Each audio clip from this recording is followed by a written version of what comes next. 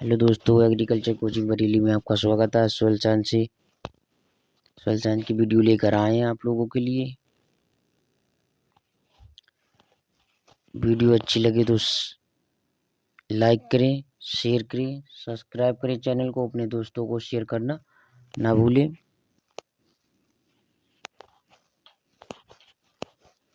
आज की वीडियो शुरू करते हैं। नाइट्रोसोमोनास है तो अमोनिया का नाइट्राइड में ऑक्सीकरण करता है। नाइट्रोसोमोनास ऑप्शन नंबर डी 29 का।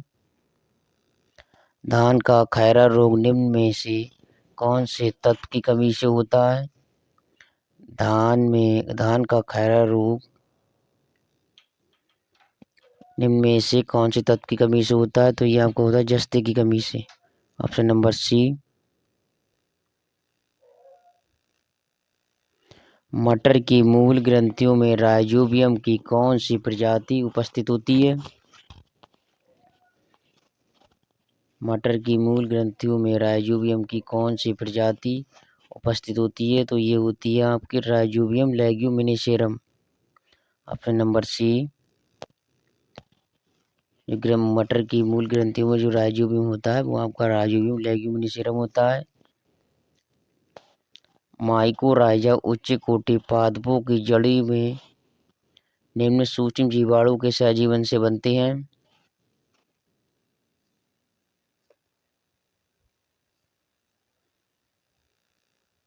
तो ये आपके बनते हैं फंजाई। Option number C. जो माइकोराइजा होता है आपका वो उच्च कोटि पादपों की जड़ों में बनता है, वो फंजाई से बनता है। नाइट्रोजन खनिजीकरण की विपरीत क्रिया होती है। नाइट्रोजन खनिजीकरण की विपरीत प्रक्रिया होती है आपकी होती विनाइट्रीकरण में। विनाइट्रीकरण में ऑप्शन नंबर सी 33 का। राइजोबियम माध्यम में जीवन सक्षम को वाहक कोशिकाओं की न्यूनतम संख्या प्रति ग्राम कितनी होती है? जो वाहक कोशिकाओं की न्यूनतम संख्या होती है वो आपकी होती है 10⁸। ऑप्शन नंबर सी 10⁸ होती है। मृदा में मैग्नीज किस रूप में होता है? तो ये आपका Mn++ के रूप में होता है मैग्नीशियम। Option number A.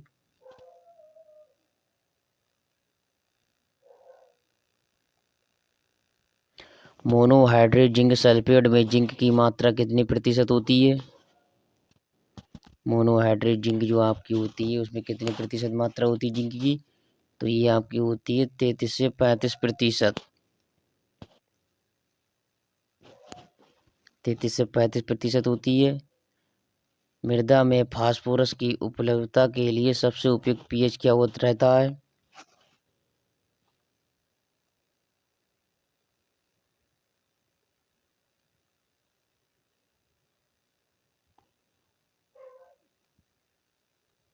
तो ये रहता है आपका 6 से 7 के बीच में। Option number B. मृदा में फास्फोरस की उपलब्धता के लिए सबसे उपयुक्त पीएच की तो ये 6 से 7 के बीच में रहता है। मृदा में कैल्शियम निम्न किसके द्वारा दिया जाता है? मृदा में कैल्शियम किसके द्वारा दिया जाता है?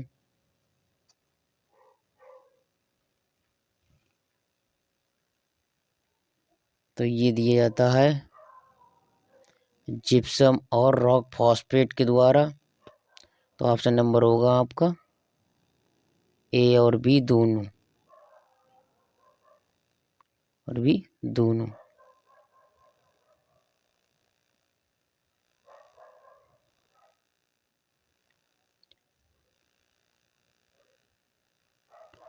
निम्नलिखित मृदाओं में बोरान की कमी पाई जाती है।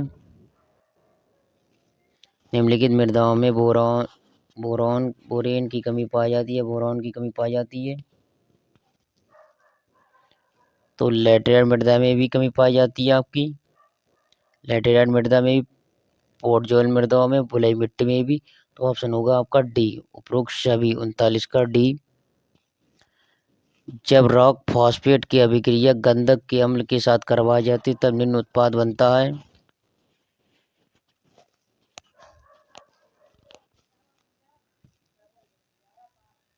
तो ए और बी दोनों 40 का डी,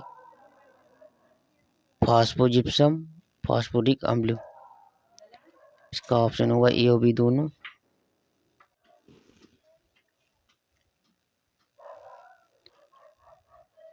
किस एटमॉस्फेरिक नमी तनाव पर पौधों को प्राप्त जल मृदा में उपलब्ध रहता है? तो ये रहता है आपका 0.2 से 15 बार। Option number A.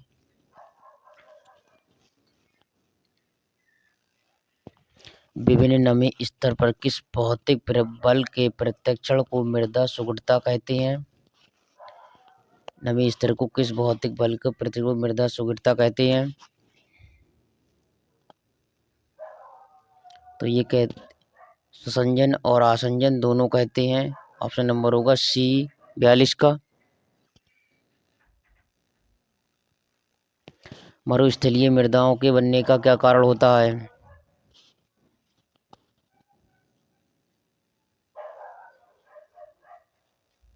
तो ये आपका होता है कम वार्षिक वर्षा, उच्च प्रभावीकरण, वाष्पीकरण, वर्ष भर उच्च तापमान। तो ऑप्शन नंबर डी आपका 43 का डी आंसर। मृदा नमी सूचक प्रयुक्त होते हैं। तो क्षेत्र क्षमता के लिए, मिलानुबिंदु के लिए, आर्द्रता ग्रह गुणांक के लिए। तो ऑप्शन नंबर आपका सभी होगा।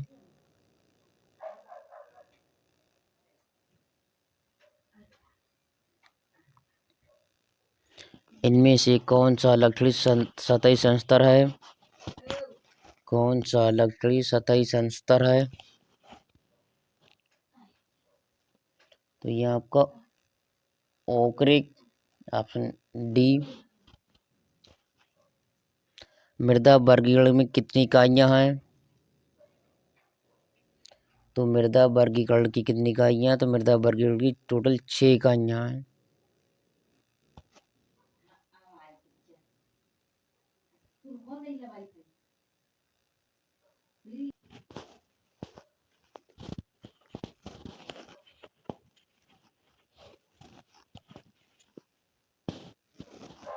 मृदा वर्गीकरण की कितनी इकाइयां? तो ये आपकी 6 इकाइयां टोटल। और जो मृदा के आधुनिक वर्गीकरण है उसमें 7 ऑप्टिक्स के आधार पर वर्गीकरण की 6 इकाइयां की गई हैं।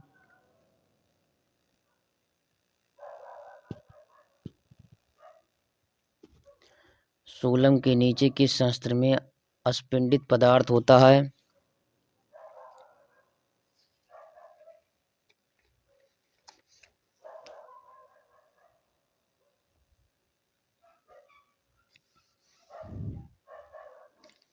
तो ये ऑप्शन नंबर आपका सी का सी, तो कार्बन होता है। कौन सा पिरामिड कुल सूखा भार एवं कैलोरीक मान पर आधारित है? कैलोरीक मान पर आधारित है। तो बायोमास का पिरामिड, ऑप्शन नंबर बी।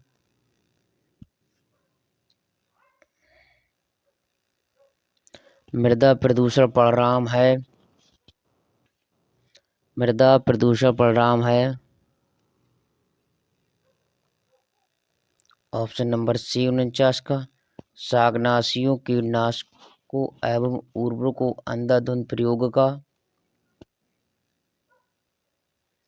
अंधाधुंध प्रयोग का।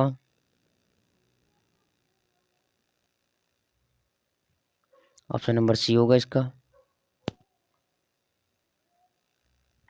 जटिल जैव उर्वरकों को सरल अजैविक यौगिकों में परिवर्तन को क्या कहा जाता है? तो इसे कहा जाता है खनिजीकरण। इसे खनिजीकरण कहा जाता है।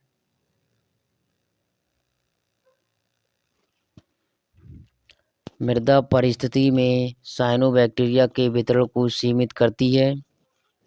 मृदा परिस्थिति में साइनोबैक्टीरिया के वितरण को सीमित करती है।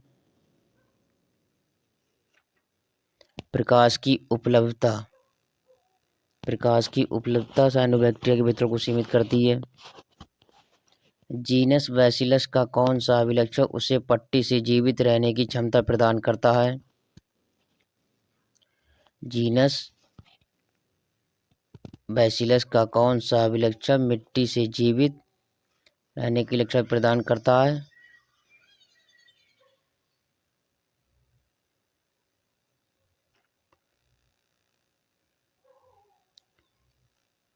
तो ये करता है अवायुजीवी वृद्धि, ऑप्शन नंबर सी।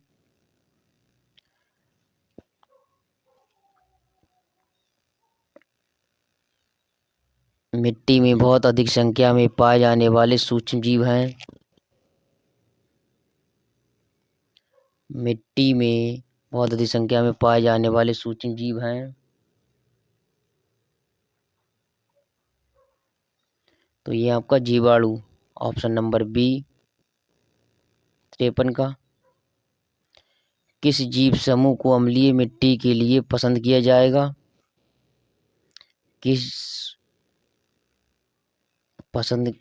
जीव समूह की अम्लीय मिट्टी के पसंद किया जाएगा? तो कवक के लिए पसंद किया जाएगा, ऑप्शन नंबर ए। मृदा सूक्ष्म जीव विज्ञान के पितामह कौन है?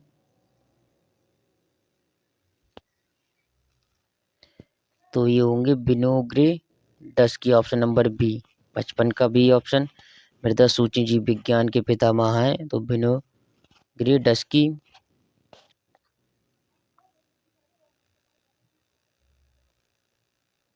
कंटेजियम बाइबम फ्लूइडम की अवधारणा किसने प्रस्तुत की थी? कंटेजियम बाइबियम फ्लूइडम की अवधारणा किसने प्रस्तुत की थी? तो ये आपकी की थी वीजे रिंग ने, ऑप्शन नंबर बी वीजे रिंग ने की थी फ्लूइडम की अवधारणा। मृदा का प्रभाव युक्त सक्रिय घटक है। मृदा का प्रभाव युक्त या सक्रिय घटक है तो ये आपके मृत्तिका, ऑप्शन नंबर ए या क्ले।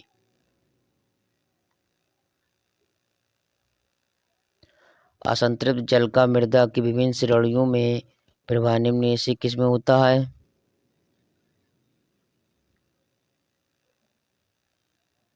ये होता है आपके मृत्तिका दोमट रेत, ऑप्शन नंबर बी। मृत्तिका दोमट रेत, ऑप्शन नंबर बी। बोरेन अधिक के जहरीले लक्षण होते हैं। बोरेन अधिक के जहरीले लक्षण होते हैं तो पत्तियों का बैंगनी होना, उनका शीर्ष का जलना, ऑप्शन नंबर बी 59 का। पत्तियों का बैंगनी होना, उनका शीर्ष का जलना, पत्तियां हल्की हल्की झुलस जाती हैं। मृदा का नियंत्रण स्तंभ में जल के अंतःस्रावण एवं निक्षालन के मापने के लिए यंत्र को कहा जाता है? तो इसे कहा जाता है लाइसीमीटर, ऑप्शन नंबर सी। इसे कहा जाता है lysimeter, option number C. Lysimeter कहा जाता है मृदा नियंत्रण स्तंभ में जल के अंतःस्रावण निक्षालन के मापने के लिए यंत्र को कहा जाता है लाइसीमीटर कहा जाता है इसके लिए। मृदा में तत्वीय गंधक का ऑक्सीकरण किया जाता है। मृदा में तत्वीय गंधक का ऑक्सीकरण किया जाता है तो थायोबैसिलस के द्वारा किया जाता है, ऑप्शन नंबर सी।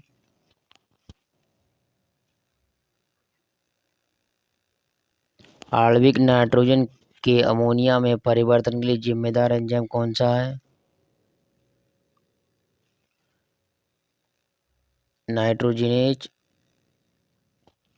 आणविक नाइट्रोजन के अमोनिया में परिवर्तन के लिए जिम्मेदार एंजाइम है, ये आपका नाइट्रोजनेज है, ऑप्शन नंबर बी। राइजोबियम पृथक्करण के लिए निम्न रंग की ग्रंथियां ली जाती हैं। राइजोबियम पृथक्करण के लिए निम्न ग्रंथियां ली जाती हैं। तो ये ली जाती हैं गुलाबी रंग की।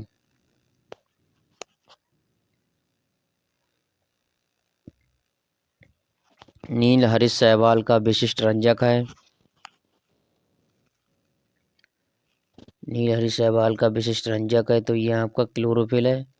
Option number A. बोरॉन अल्पता दर्शाने वाला सूचक पौधा है।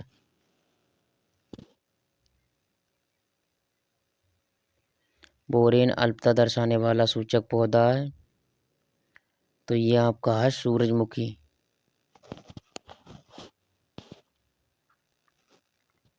65 का सी सूरजमुखी। कम पारगम्यता वाले पदार्थों में होती है। कम पारगम्यता वाले मृदा पदार्थ में होती है।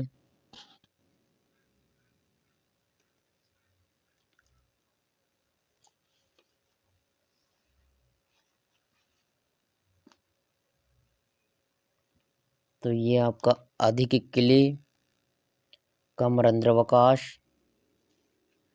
अधिक क्ले, कम रंध्रावकाश,